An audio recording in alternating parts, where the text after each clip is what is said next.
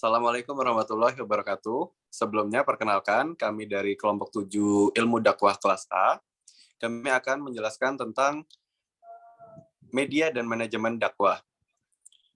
Sebelumnya kami akan memperkenalkan diri. Yang pertama ada Samsul Alam DJ Muhyiddin. Yang kedua saya sendiri Zaki Muhammad Afif Prasyajati. Yang ketiga ada Aditya Kuncoro Jati. Yang keempat ada Aulia Fitri. Dan yang kelima ada Anissa Fiata Suci, dan yang terakhir ada Nur Hayati. Next slide. Yang pertama kami akan menjelaskan terkait pengertian media dakwah, yang akan dijelaskan oleh saya sendiri. Pengertian media dakwah. Dakwah merupakan tugas dari setiap umat muslim di seluruh penjuru dunia. Zaman yang serba modern saat ini bukanlah alasan untuk kita tidak menyampaikan dakwah. Walaupun satu ayat saja. Media sosial bukan sekedar hiburan. Akan tetapi media sosial adalah alat untuk kita meningkatkan tali silaturahim dengan cara dakwah masa kini. Dakwah itu bukan suatu profesi, tapi apapun profesimu tetaplah pada jalan dakwah. Perdalam kedekatan dengan Allah, jangan sampai karena kita asyik di media sosial untuk niat berdakwah, kita malah lupa membangun kedekatan dengan Allah. Sesibuk apapun di media sosial, sholat jamaah harus tepat waktu di masjid. Dan perbanyak pula ibadah sunnah seperti duha, tahajud, dan sedekah. Selanjutnya ada macam-macam media dakwah yang akan dijelaskan oleh rekan saya. Macam-macam media dakwah, silahkan disampaikan pengertiannya. Oke, macam-macam media dakwah. Di sini ada media massa dan media non massa. Di media massa sendiri ada di media massa sendiri itu digunakan dalam komunikasi apabila komunikan berjumlah banyak yang bertempat tinggal jauh.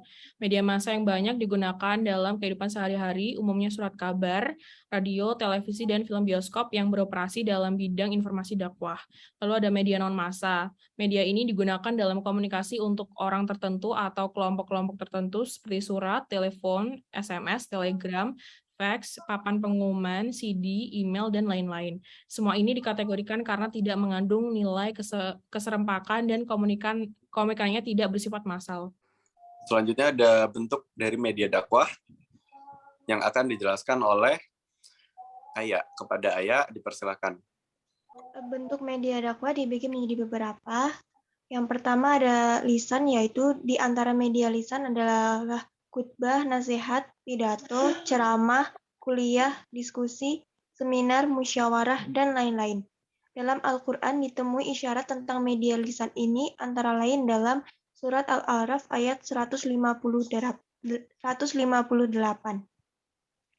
Yang kedua ada tulisan, yaitu dakwah dengan cara tulisan adalah dakwah yang dilakukan dengan perantaran tulisan, seperti buku-buku, majalah, surat kabar, buletin, risalah, kuliah-kuliah tertulis, pamflet, pengumuman tertulis, spanduk, dan lain-lain. Kemudian yang ketiga adalah lukisan.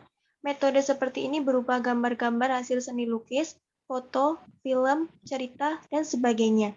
Media ini memang banyak menarik perhatian orang dan banyak dipakai untuk menggambarkan suatu maksud ajaran yang ingin disampaikan kepada orang lain.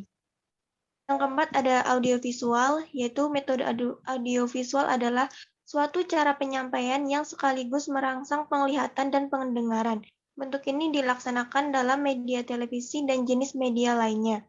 Kemudian yang kelima ada akhlak, yaitu perilaku yang tercermin dalam kehidupan sehari-hari dapat dijadikan sebagai media dakwah dan sebagai alat untuk mencegah orang dari berbuat kemungkaran atau juga yang mendorong orang lain berbuat ma'ruf, seperti membangun masjid, sekolah, atau suatu perbuatan yang menunjang terlaksananya syariat Islam di tengah-tengah masyarakat.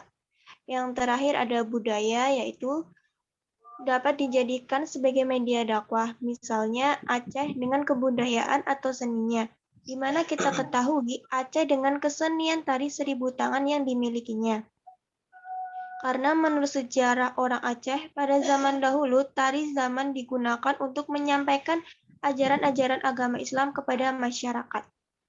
Selanjutnya ada pengertian dari manajemen dakwah yang akan dijelaskan oleh rekan saya kepada Adit. Dipersilahkan. Oke, selanjutnya mengenai pengertian manajemen dakwah. Manajemen dakwah ini diartikan sebagai sebuah proses perencanaan, pengorganisasian, pengaturan terhadap anggota organisasi, serta penggunaan seluruh sumber-sumber yang ada secara tepat untuk meraih tujuan organisasi yang telah ditetapkan. Sedangkan dakwah yang secara etimologi mempunyai arti ajakan, seruan, atau panggilan. Sedangkan bentuk fiilnya mempunyai arti memanggil, mengajak, dan menyeru. Manajemen dakwah juga merupakan suatu aktivitas dakwah yang dilaksanakan dengan menerapkan fungsi-fungsi manajemen dan manfaat sumber daya yang ada untuk mencapai tujuan bersama. Menurut M. Munir dan Wahyu Ilahi, dalam jurnalnya, ia mendefinisikan manajemen dakwah ini adalah sebuah pengaturan secara sistematis dan koordinatif dalam kegiatan atau aktivitas dakwah yang dimulai dari sebelum pelaksanaan sampai akhir pelaksanaan dakwah. Yang terakhir ada prinsip yang harus kita pegang ketika kita melakukan dakwah dan bagaimana cara kita memanajemen dakwahnya. Yang akan dijelaskan oleh rekan saya kepada Aulia, dipersilakan. Prinsip manajemen dakwah sendiri dibagi menjadi 5 poin. Sebagaimana yang diikuti oleh Didin Hafyudin, mengemukakan beberapa prinsip dakwah yang dibagi menjadi berikut. Yang pertama, memperjelas secara gamblang sasaran-sasaran ideal. Langkah awal yang harus diperhatikan sebelum memulai dakwah adalah terlebih dahulu harus diperjelas sasaran apa yang ingin dicapai, kondisi umat Islam yang bagaimana yang diharapkan, baik dalam wujudnya sebagai individu maupun wujudnya sebagai komunitas masyarakat. Sebagai contoh, dibagi menjadi pribadi muslim dan masyarakat muslim. Yang kedua, merumuskan masalah pokok umat Islam. Dakwah bertujuan untuk menyelamatkan umat manusia dari kehancuran dan untuk mewujudkan cita-cita ideal masyarakat utama. Oleh karena itu, terlebih dahulu dirumuskan masalah pokok yang dihadapi umat, kesenjangan antara sasaran ideal dan kenyataan yang konkret dari pribadi-pribadi muslim dan kondisi masyarakat dewasa ini. Next. Yang ketiga, dan merumuskan isi dakwah. Setelah berhasil merumuskan sasaran dakwah beserta masalah pokok umat telah dirumuskan, maka langkah selanjutnya adalah merumuskan isi dakwah. Isi dakwah harus sinkron dengan masyarakat Islam, sehingga tercapai sasaran yang telah ditetapkan. Ketidaksinkronannya dalam menentukan isi dakwah ini bisa menimbulkan dampak negatif yang disebut dengan istilah split personality atau double morality pribadi muslim. Lalu yang keempat ada menyusun paket-paket dakwah. Realitas masyarakat Indonesia yang majemuk, maka tugas para dai adalah menyusun paket-paket dakwah sesuai dengan masyarakat sasaran beserta permasalahan yang dihadapinya. Harus dibedakan paket dakwah untuk sasaran non-muslim dengan paket dakwah khusus orang muslim. Yang kelima, ada evaluasi keadaan dakwah.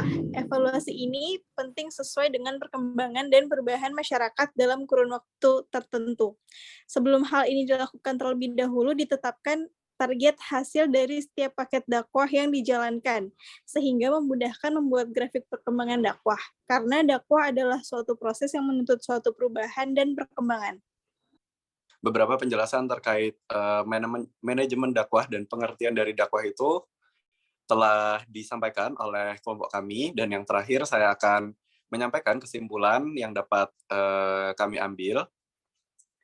Dalam berdakwah, kita sangat bergantung pada bagaimana cara kita dalam menyampaikan dakwah tersebut agar dakwah tersebut dapat diterima oleh masyarakat. Penyampaian tersebut juga memperhatikan dalam beberapa situasi dan kondisi, termasuk dalam bagaimana cara kita memanfaatkan perkembangan zaman, memanfaatkan teknologi, informasi, dan komunikasi yang sekian lama terus akan berkembang. Dan kita juga harus memperhatikan prinsip-prinsip yang harus dipegang agar tidak menyalahi aturan dan syariat yang telah ditetapkan yang bersumber kepada Al-Quran dan hadis itu sendiri. Mungkin itu adalah kesimpulan yang dapat kami sampaikan. Sekian presentasi dari kelompok kami. Lebih dan kurangnya mohon dimaafkan. Wassalamualaikum warahmatullahi wabarakatuh.